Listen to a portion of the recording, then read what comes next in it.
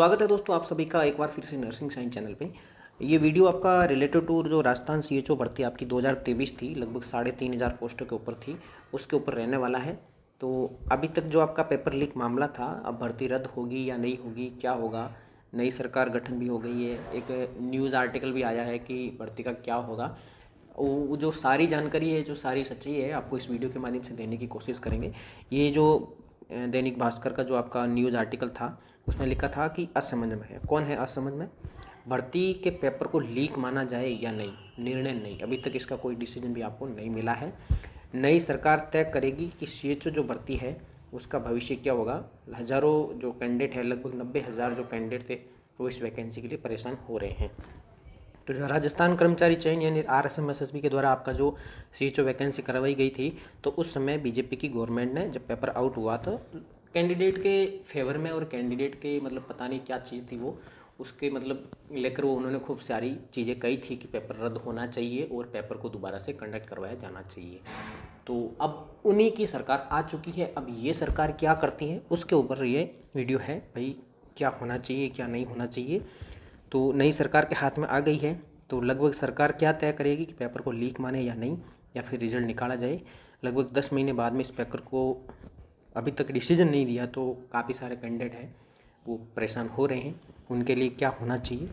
अभी सरकार का गठन हुआ है अभी 15 दिसंबर को ही, तो अब नया चिकित्सा मंत्री कौन आता है, और जो मेन चीज़ है कि इसको डिसीजन देने वाला कौन इसके ऊपर फेवर में है या फिर अनफेयर है, या फेयर डिसीजन देगा कौन देगा, इसके ऊपर अभी तक कोई निर्णय नहीं हुआ है। देने वाला कौन है ये भी अभी तक निर्णय नहीं हुआ है। तो इस वैकेंसी का अभी कुछ कह नहीं सकते, लेकिन लगभग ये चांसेस बन रहे हैं कि जो बीजेपी गवर्नमेंट बनी है, तो बीजेपी ने पहले भी कहा था कि अगर पेपर लीक हुआ है तो बिल्कुल भी इस पेपर को दोबारा से करवाया जाना चाहिए और कैंडिडेट को इस चीज़ में मतलब फ़ायदा हो सके। तो लगभग मेरे हिसाब से मानना है कि ये जो पेपर है आपका लीक माना जाएगा, ठीक है, और पेपर आपका क्या होगा, दोबारा से होगा। क्योंकि जब सरकार चेंज थी तो सरकार ने दूसरा फेवर दिया था, इसलिए इस पेपर को लीक मानकर दोबारा से करवाने का चांसेस बन रहे हैं, और ज़्यादातर यही चांसेस हैं कि आपका पेपर बिल्कुल दोबारा से होगा। क्योंकि साल फरवरी में इसका पेपर हुआ था, एसओजी की मतलब शिकायत थी, तो एसओजी ने इस पेपर को लीक भी माना। इसके बाद मतलब रिजल्ट भी नहीं निकाला गया, भर्ती को रद्द भी नहीं किया गया, और रिजल्ट नहीं निकाला गया तो इसका रीज़न क्या है कि अब सरकार है इसको रिजल्ट नहीं निकालेगी, इसको दोबारा से नए सिरे से कंडक्ट करवाएगी, और 3,500 पद है वो नई सरकार इसमें अपने हिसाब से उस चीज़ों को कंडक्ट करवाने के हिसाब से अपने हिसाब से नए मतलब पदों को अपने हिसाब से देखेगी ना। तो सीधी सी बात है कि नया जो मतलब अभी बोर्ड का अध्यक्ष है, RSMSSB का जो जो कैंडिडेट है परेशान हो रहे हैं इस चीज़ को लेकर, उनके फेवर में वो निर्णय देवें, ये बात है। तो जल्द से जल्द मेरे हिसाब से इसका जो डिसीजन है जाने वाला है, और कब तक आएगा इसकी डेट तो अभी फिक्स हुई नहीं है। लगभग इसके चांसेस बन रहे हैं आपको 31 दिसंबर के बाद में, यानी कि कब होगा, 2024 में होने वाला है, और जनवरी के अंदर इसका भी डिसीजन आ जाएगा आपका। जनवरी के अंदर आपकी खूब सारी एग्ज़ाम भी है और फरवरी में भी है, इसके अलावा लगभग 3-4 महीने तक कंटिन्यू एग्ज़ाम है।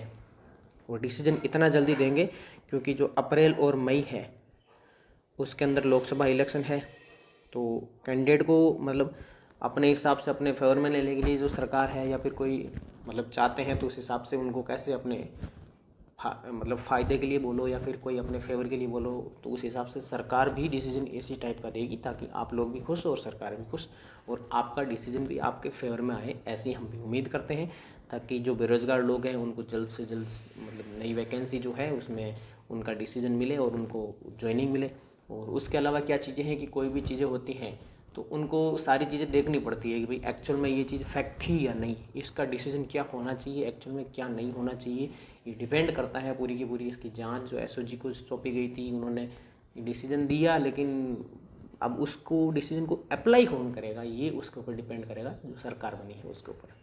अब सरकार तो बन गई है, तो अब जल्द से जल्द इसका डिसीजन भी आप लोगों को मिल जाएगा। उम्मीद करते हैं जो कुछ भी डिसीजन आए आप लोगों के लिए सही आए, एकदम से पॉजिटिव आए, आप लोगों को जो आप चाहते हैं वो आप लोगों के फेवर में आए, और जो मतलब आपकी चाहत है कि भाई ऐसा डिसीजन आना चाहिए, मतलब जो सही कैंडिडेट है एकदम लीगल है, जिन लोगों ने हकीकत में मेहनत की थी, उन लोगों का सिलेक्शन इस वैकेंसी में होना चाहिए, फर्जी लोगों को बाहर निकाल कर, तब थोड़ा मज़ा आता है। आपको भी मज़ा आता है, सरकार को भी मज़ा आता है, जो मेहनत करने वाले लोग होते हैं उनको भी मज़ा आता है।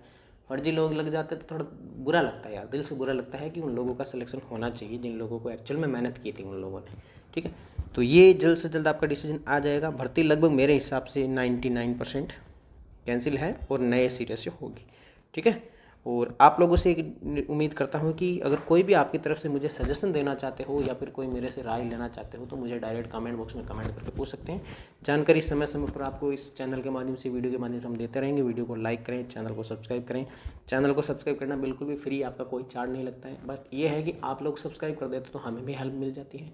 उम्मीद करते हैं वीडियो पसंद आएगा। मिलते हैं एक नई जानकारी, नई खबर के साथ में। तब तक के लिए जय हिंद, जय भारत, थैंक यू।